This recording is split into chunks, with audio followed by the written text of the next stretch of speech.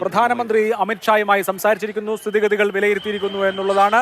പ്രധാനമന്ത്രി സ്ഥിതിഗതികൾ വിലയിരുത്തുകയാണ്. അദ്ദേഹം അല്പസമയം മുൻപ് ഹോം മിനിസ്റ്റർ ആഭ്യന്തരമന്ത്രി അമിത്ഷായുമായി സംസാരിച്ചു.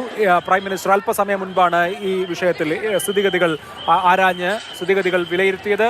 ഇന്ത്യൻ ഗവൺമെന്റ് സോഴ്സസ് നൽകുന്ന വിവരമനുസരിച്ച് പ്രധാനമന്ത്രി സ്ഥിതിഗതികൾ വിലയിരുത്തിയിരിക്കുന്നു. ഇതൊരു IED സ്ഫോടനമാണ് എന്ന നിലയിലേക്കാണ് ഇപ്പോൾ കാര്യങ്ങൾ വരുന്നത്. സ്ഥിരീകരിക്കാത്ത ചില റിപ്പോർട്ടുകൾ അത് ശരിവെക്കുന്നുണ്ട്. ഈ സ്ഫോടനത്തിന്റെ സ്വഭാവം അനുസരിച്ച് ഒരു ഇംപ്രോവൈസ്ഡ് എക്സ്പ്ലോസീവ് ഡിവൈസ് ഉപയോഗിച്ചുള്ള IED ബ്ലാസ്റ്റ് ആണ് എന്ന വിവരമാണ് വരുന്നത്. ഇതൊരു അപകടമല്ല.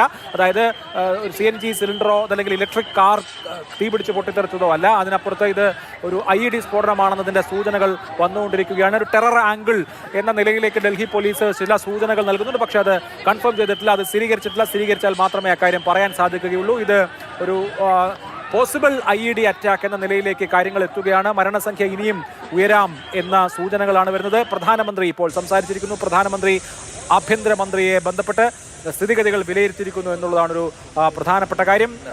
LNJP ആശുപത്രിയിൽ നിന്ന് അർജുൻ തുടരുന്നുണ്ടെന്ന് ഞാൻ വിചാരിക്കുന്നു. അർജുൻ, കൂട്ടിച്ചേർക്കാം. അഭിലാഷ, എല്ലാവരെയും ഇപ്പോൾ എന്തായാലും ആശുപത്രികളിലേക്ക് മാറ്റിയിരിക്കുന്നു എന്ന വിവരം തന്നെയാണ് ഇവിടെയുള്ള പ്രദേശവാസികൾ, അതായത് ഈ നേരിട്ട് ഈ സംഭവം കണ്ട, അതായത് ഈ പൊട്ടിത്തെറി കണ്ട ആളുകളടക്കം, ദൃക്സാക്ഷികളടക്കം നമ്മളോട് വ്യക്തമാക്കിയിട്ടുള്ള കാര്യം. ഏകദേശം 5 ആളിലധികം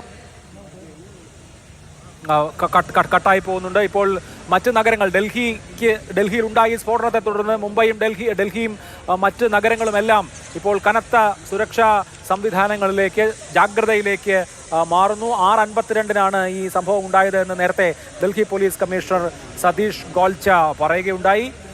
ഇനി ഔദ്യോഗികമായി എന്താണ് സംഭവിച്ചത് എന്നുള്ള വിവരമാണ് നമുക്ക് ലഭ്യമാകേണ്ടത്. എല്ലാ ഏജൻസികളും ഇപ്പോൾ സ്ഥലത്തുണ്ട്. NIA ഉണ്ട്, NSG ഉണ്ട്, ഡൽഹി പോലീസ് ഉണ്ട്, CRPF ഉണ്ട്, FSL ടീമുണ്ട്. അവർ സ്ഥിതിഗതികൾ വിലയിരുത്തിക്കൊണ്ടിരിക്കുകയാണ്. പ്രധാനമന്ത്രി നരേന്ദ്രമോദി ആഭ്യന്തരമന്ത്രി അമിത്ഷായുമായി ചർച്ച നടത്തി, സ്ഥിതിഗതികൾ വിലയിരുത്തി. അന്വേഷണ ഏജൻസികൾ എന്താണ് സംഭവിച്ചത് എന്നറിയാനുള്ള തീവ്രമായ പരിശോധനകൾ നടത്തുന്നു. ഇതൊരു IED ബ്ലാസ്റ്റ് ആവാനുള്ള എല്ലാ സാധ്യതയുമുണ്ട്.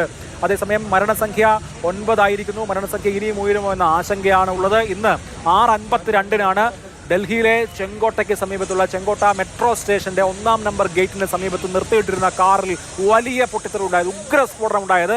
ആ ഉഗ്രസ്ഫോടനത്തെ തുടർന്ന് തീ പടർന്ന് മറ്റു വാഹനങ്ങളും കത്തിനശിച്ചു. ആ വാഹനങ്ങളിൽ ഉണ്ടായിരുന്നവരും തെരുവ് കച്ചവടക്കാരും അടക്കമാണ് ഈ ദുരന്തത്തിൽപ്പെട്ടിരിക്കുന്നത്.